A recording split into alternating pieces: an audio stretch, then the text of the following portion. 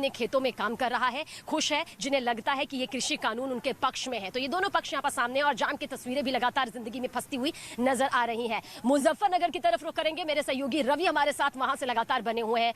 रवि, आपकी तरफ आएंगे, आप लगातार किसानों से बातचीत कर रहे हैं, उनका पक्ष यहाँ पर जानने की कोशिश कर रहे हैं। हमारे साथ जो यहाँ पर किसान है वो तो 1 इंच भी पीछे हटने को तैयार नहीं है, जस के तस बैठे हुए हैं, जिंदगी जाम में फंस चुकी है। क्या कुछ मुजफ्फरनगर की तस्वीर? देखिए, मुजफ्फरनगर में दूसरी तस्वीर नजर आ रही है। वहां पर किसान संगठन है, दिल्ली में सरकार है, लेकिन हम देश के आम किसानों के बीच में हैं। और बड़ा सवाल अब यहां पर यह भी है, सरकार कह रही है कि हम बातचीत को तैयार हैं और किसान संगठन कह रहे हैं कि जब तक कृषि कानूनों को वापस नहीं लिया जाता तब तक हमें कुछ भी मंजूर नहीं है। लेकिन ये किसान जो सुबह से हमारे साथ बैठे हैं, सुबह आपने देखा होगा सबीना की बहुत भीड़ थी यहाँ पर, बहुत सारे किसान यहाँ पर मौजूद थे, अब थोड़े से रह गए हैं, क्योंकि ये असली किसान ये कह रहे हैं कि हमें खेती करनी है, हमें खेतों में जाना है, हमें वहां पर काम करना है। हमारे पास इतना वक्त नहीं है कि हम महीनों सड़कों पे बैठे रहें, महीनों हम आंदोलन करते रहें, महीनों हम सियासत करते रहें। हमारा जो अन्नदाता है असली, वो खेतों में काम करता है और ये आज अलग राय रखते हैं। बिल्कुल जो राय वहां पे आपको नजर आ रही है वो मुजफ्फरनगर में आपको बिल्कुल ही नजर आ रही है। हमारे साथ इस वक्त मौजूद हैं गन्ना किसान हैं, काफी सालों से काफी गन्ना बेचते हैं, उगाते हैं। कल योगी सरकार ने समर्थन मूल्य भी बढ़ा दिया है, आज भारत बंद का ऐलान कर दिया गया है। इन दोनों तस्वीरों को कैसे देख रहे हैं? भारत बंद तो अनुचित है और जो गन्ना मूल्य बढ़ा ये और थोड़ा बढ़ना चाहिए था, पर जितना सरकार ने कर दिया ये भी बहुत करा। और आगे हम आशावादी लोग हैं, किसान हैं भारत के, आशावादी लोग हैं, आगे उम्मीद करेंगे कि सरकार आगे बढ़ाओगी। और इसी उम्मीद के साथ धरना प्रदर्शन तो होना ही नहीं चाहिए, धरने प्रदर्शन वाली कोई बात नहीं है, क्योंकि ये जो कृषि बिल हैं ये तो किसान के हित में ही है। और जब ये लागू होंगे जब तो पता चलेगा इनका ये अच्छे हैं बुरे हैं। जो काम आज कर रहे हो 1 साल बाद कर लेंगे, इसमें क्या दिक्कत आ रही, लेकिन इन्हें लागू तो होने दो, इसका पता चलेगा किसान को। और हम गन्ना जो रेट बढ़ा इसका तो हम धन्यवाद करें योगी जी का, और आगे उम्मीद करें कि इसी तरह फिर बढ़ाओगे। ये देखिए, कुछ स्वागत कर रहे हैं। कल जो ऐलान किया गया है, सरकार कह रही है हम बातचीत को तैयार हैं, किसान संगठन कह रहे हैं हमारे से कोई बातचीत नहीं कर रहा है। ये बीच का रास्ता क्यों नहीं निकल रहा है? संशोधन का हो सकता है, एमएसपी को लेकर हो सकता है, क्यों आखिरकार एक समाधान नहीं निकल पा रहा है इस पूरी समस्या का? ये तो एक राजनीति के तहत षड्यंत्र है, इनका आंदोलन जो है वो दिशा चूक हो गया है। किसान के बारे में तो ये बोल ही नहीं रहे, ये तो अपनी राजनीति कर रहे हैं। और इसके पीछे जो है बहुत से राजनीतिक तत्व लगे हुए हैं, जो नई नई पार्टियां इसमें समर्थन कर रही हैं। विरोधी जो है विरोध की स्थिति में है, लेकिन इसमें किसी का किसान का कोई नुकसान नहीं है। ये अविलंब जो है लागू होने चाहिए ये बिल, इसमें किसी का किसान का कोई भी अहित नहीं है। साफ तौर से यहाँ पर सरकार कह रही है कि किसानों को भ्रमित किया जा रहा है। तो कौन भ्रमित हो रहे हैं? जो सड़कों पे बैठे हैं, ये जो गांव में खेती कर रहे हैं, नौजवान लोग भी हमारे साथ यहाँ पर मौजूद हैं, उनसे भी हम बातचीत करने की कोशिश करेंगे कि वो इन कृषि कानूनों को लेकर, सियासत को लेकर, महापंचायत को लेकर क्या सोचते हैं। बिल्कुल, तो मैं आपका लोगों का धन्यवाद करना चाहता हूँ, सरकार तक आप हमारी बात पहुँचा रहे हो। मैं इन किसानों से नू पूछना चाह रहा जी जो धरने बैठे कि इन्होंने कौन से ना फसल नहीं बो रखी। सबसे पहला फसल ही नहीं की जाक मिलों में, या कौन से ना गेहूँ नहीं बोया, किसी ने अनाज नहीं उगाया, या अपने घरों में भर कर रख रखा। सरकार के तो सबको खरीद लिया सरकार ने।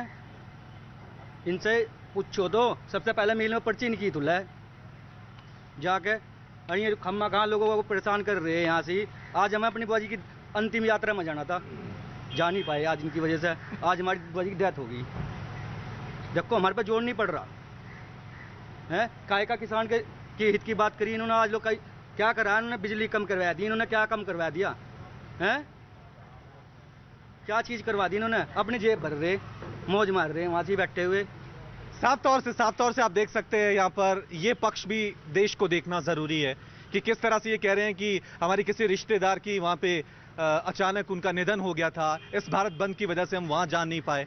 दूसरी तरफ ये किसान भी हैं जो कह रहे हैं कि सिर्फ सियासत हो रही है, हमें तो अपने खेतों में काम कर रहा है। धीरे धीरे चीजें बदल रही हैं, जब तक कोई बीच का रास्ता नहीं निकलेगा, समाधान नहीं निकलेगा, तब तक किसानों का हित नहीं होगा। सबीना।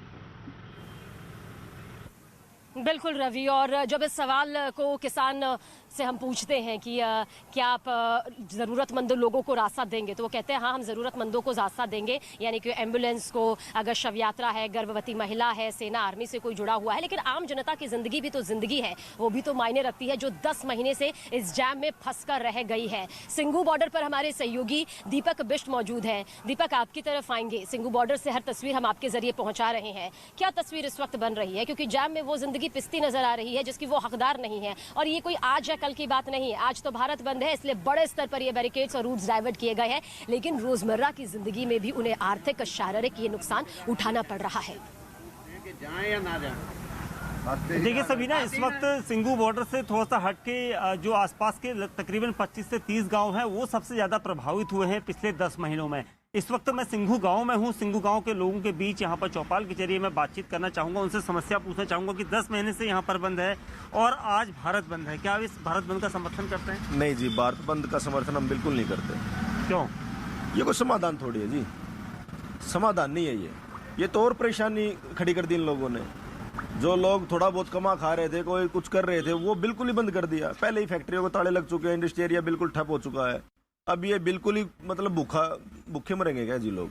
कैसे आप लोग यहाँ पर 10 महीने से जनजीवन आप लोगों का यहाँ पर प्रभावित हुआ है, इंडस्ट्रियल एरिया आपके आसपास है, कैसे आप लोग रह रहे हैं? क्योंकि आप लोगों को काफी परेशानी मेन रोड की तरफ जाने में हो रही है। जी, ये हमारे गाँव के बड़े कंजेस्टेड रास्ते हैं, बड़े जीटी रोड तो है नहीं जी, और सारा जीटी रोड का जो लोड है सब इधर से ही हो चुका है जी। हमारे बच्चे हैं वो बाहर नहीं निकल सकते, वो घूम फिर नहीं सकते, कहीं आना जाना नहीं है। अगर कोई इमरजेंसी हो जाए, कोई परेशानी हो जाए, हमें हॉस्पिटल जाना पड़ जाए तो हम जा नहीं सकते जी, रास्ते में ही कुछ ना कुछ हो लेगा जी। किराए के घर यहाँ पर सबसे ज्यादा इंडस्ट्रियल एरिया के लेबर क्लास से चलते हैं, अब कैसा हाल है यहाँ पर? यहाँ तो बहुत बुरा हाल हो रहा है, इस समय रह रहे हैं, मतलब क्या सबका रोजगार चला गया,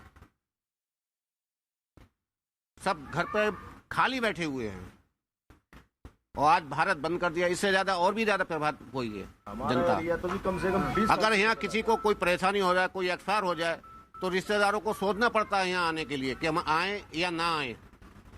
आप क्या कहेंगे सर, क्योंकि जिस तरह से आज भारत बंद है, क्या पहले तो ये बताइए, क्या आप किसानों के भारत बंद को समर्थन देते हैं? नहीं देते। आप भी किसान हैं, आप लोग क्या कहेंगे? किसान हैं हम जी, लेकिन हम इसका समर्थन नहीं करते। क्यों? ये कोई किसानों का है ही नहीं, तो राजनीतिक वो हो रहा है जी। ये आंदोलन किसानों का नहीं है। कितने गांव हैं आप लोगों के आसपास, सिंघू बॉर्डर के आसपास, जो बंद किया गया? 25-30 गाँव कम से कम। अब इस वक्त फसल कटाई हुई है, क्योंकि धान कटाई चल रही है, नरेला तक जाना है, कैसे आप लोग सर्वाइव करेंगे, कैसे जाएंगे वहाँ? नरेला मंडी में जाना तो हमारे को कम से कम पूरा दिन ही, सुबह 2-3 बजे उठ के चलेंगे तो शाम तक ही वापसी हो पाएंगे, रूट बंद होने की। रूट बंद होने की वजह से। समाधान कैसे निकलेगा इसका? समाधान जो है जी नहीं निकलना नजर आ रहा है इसका कोई। ये तो जो राजनीति है, कोई समाधान वाली तो लड़ाई नहीं है। समाधान की लड़ाई होती तो हो जाता अभी तक। ये तो राजनीति लड़ाई है जी। अब देखो कब निपटेगी, कोई इसका वो हल नहीं है। सोनीपत आपके सिंघू बॉर्डर के पास एक इलाका है कोंडली इंडस्ट्रियल एरिया, कितना प्रभावित है इस इलाके से? कितनी फैक्ट्रियां बंद हुई? पूरा ही बंद है जी। कम से कम यहाँ पे 19,000 फैक्ट्रियाँ तो सारी बंद पड़ी हैं। वहाँ कितने आदमी काम करते होंगे? अब ये बताओ ना, मतलब 19,000 फैक्ट्रियों में सारी जो लेबर काम करती थी वो बंद पड़ी है, तो वो बेरोजगारी कितनी फैल गई। अब वो आदमी क्या करें? अब उनको मतलब खाना भी है, किराए में पे रहना भी है, वो कहाँ से पैसे चुकाएंगे? आज भारत बंद है, सिंघू बॉर्डर के आसपास पूरा जैम लग चुका है, पूरा पुलिस बंदोबस्त है, बावजूद उसके लोगों के जनजीवन जो है आज ठप होने की कोशिश की जा रही है। क्या आप लोग लगता है कि ऐसा नहीं होना चाहिए? ऐसा नहीं होना चाहिए जी, ये तो गलत चीज़ है ना। अब इसमें ना तो सरकार को कोई मतलब दुखी हो रही है, ना सरदार दुखी हो रहे हैं। बिल्कुल, यहाँ पर जो लोग हैं उनका कहना है कि इस तरह की चीजें बार बार नहीं होनी चाहिए। सबीना, क्या यहाँ पर जो आपकी बातचीत सामने आई है वो यकीनन